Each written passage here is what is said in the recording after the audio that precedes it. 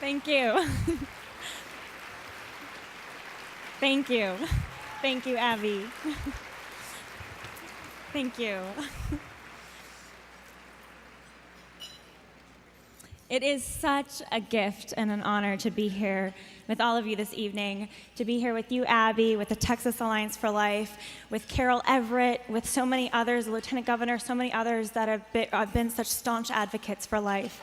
It's a great honor. I've only been working a short time in this movement. I'm 23. Many of you have been working in this movement maybe before I was even born.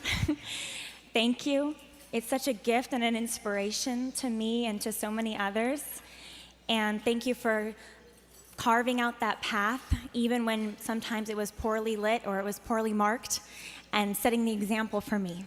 We are winning right now, and we're going to continue to win until every life is protected in Texas and in our country.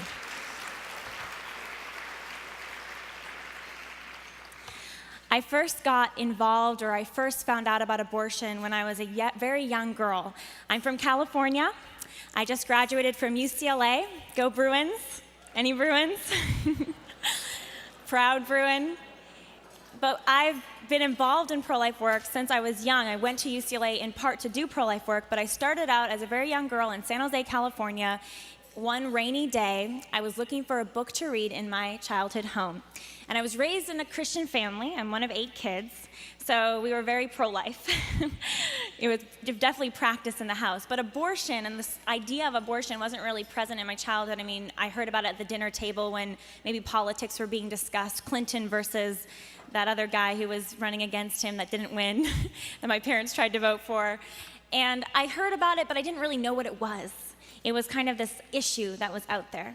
And so one day, on a rainy day in my house, when I was 9 years old and looking for a book to read, I found this book on the bottom shelf called A Handbook on Abortion by Dr. and Mrs. Wilkie. And on the front of the cover was this very serious-looking woman just looking at me with these piercing eyes. And the book to me looked like it was very old. I thought this must be from the 80s or something. So I pulled the book open. Not that that was that long ago. So I pulled the book towards me and I opened it up, and it fell to the center where there are these images. And in shock and horror, I was looking at this image. I closed the book. I didn't want to look at it, and I pushed the book away. And then, gathering a little bit of courage, I brought the book back and I opened it up again and I looked. And what I was looking at in that book was the image of a tiny child, maybe 10 weeks old, with little arms and little legs and a tiny little newly forming face that had been the victim of an abortion, a first trimester abortion. And as I looked at that image as a little 9-year-old girl, I thought, with my heart pierced, how could anybody do this to a baby? Is this real? Is this really happening? And I went and I showed it to my mom, who was in the kitchen, and I said, is this real? Is this really happening? And she closed the book and she said, yes, and that's abortion. After seeing that image, I was determined to learn more, and so I started to page through the book and learn, and I began to learn about things that there were up to 4,000 abortions a day in our country. I learned that since 1973, they had been made legal by this Supreme Court case called Roe v. Wade, and I quickly learned that there had been tens of millions of abortions done even before I was born, and that I was born into a country that did not protect the weakest and the most fragile of us all, those unborn children.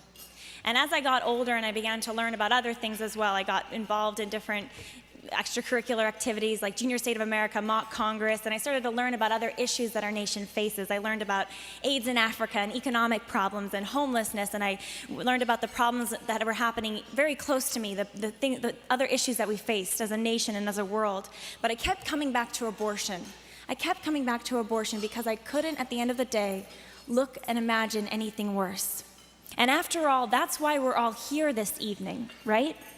We're not here this evening just because this is another political issue that we have an interest in, right?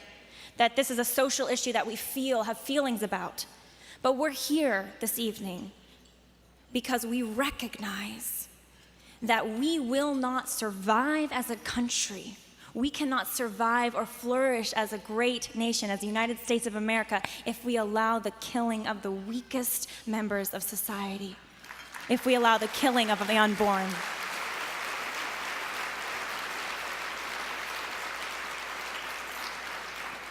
And that's why so many people, especially young people, see abortion as the greatest human rights abuse that we face. Because there's no greater abuse than killing the human person when they are most defenseless and when they are most weak, when they cannot speak for themselves, when they cannot run away.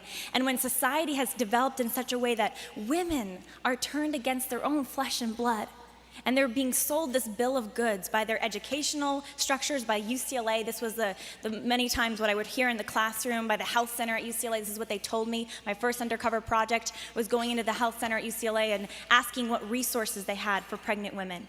And the UCLA head nurse looked at me and she said, UCLA doesn't support women who are pregnant or help them necessarily. But there are 2 abortionists. And she said, we can set that up for you. You don't want to have this child. How can you care for this child? What about your future? What about your education? And abortion will be over. It can be over in 10 minutes. This is the way for you to go. And these are the lies that are being told our young women and our women, being told that there's no risk. You can get on with your life. Your future's at stake if you have this child. And so we're turned against our own children. We're turned against ourselves. And our families are turned against themselves. And our fathers aren't fighting for their children because they're also turned against themselves and their own children. And so that's what we've come to as a nation. But it's not going to stay that way, right? We are going to change that, and we are changing it more than ever before. And it's happening here in Texas, which is so awesome. You guys are awesome. Let me tell you, I was in DC for 5 weeks in February to early March. I'll tell more of this story in a little bit. I was there for 5 weeks in Washington, DC, working behind the scenes, talking to legislators, leaders, and they tried to get the job done. They tried to defund the biggest abortion chain that gets $1/3 of $1 billion from the government, Planned Parenthood. $1/3 of $1 billion, committing over 1/4 of 1.2 million abortions every year. And our US Congress tried to get the job done, but it kind of got stuck in the Senate. It kind of got stuck with our president. But Texas, you guys got the job done. Thank you. Keep it up. You're leading the country. You're leading the fight. And you're not done yet. I think I should move here or something. California does not have the job. California does not have the job done. We got to work on ourselves a little bit. But you guys are setting the example. You're leading the fight. I want to tell you a few stories about Planned Parenthood. You all sounds like you're pretty familiar. Abby, I know, has taught you a lot. She's taught me a lot. And you've also won, and you've been fighting this battle. Many of those clinics are still open, though, so of course the battle is beginning. It's not over yet. There's still much work to be done. But I want to share with you some of the things that I've seen, that I've witnessed undercover in Planned Parenthood clinics, and what our team has discovered over the last 4 years, working to demonstrate visually, using the power of visual media, and then releasing it through social media, through YouTube, through Facebook, using the blogosphere to start a buzz. Then it can hit through traditional media. It can hit and get aired on TV, showing people, showing the American public what they don't know or what they don't want to know, what they don't want to even be thinking about. Because all too often, people don't even want to talk about abortion. They don't want to even consider what it does to that child and how it's hurting women. And part of that is so many of us women are so personally affected. Friends that are personally affected. We're personally affected in our own families. And that's why it's such an amazing gift to our movement and to others when those brave women who've had that in their past stand up and speak out and tell us so bravely that this is not the way to go, that this does not free or liberate women or is a positive impact on women, but that it hurts us, that it turns us against ourselves. Thank you for all the women here that are brave to be here, that have willing to face something in your own life that happened and willing to stand with us for life. What a gift to our movement. What a gift to so many of us. Thank you.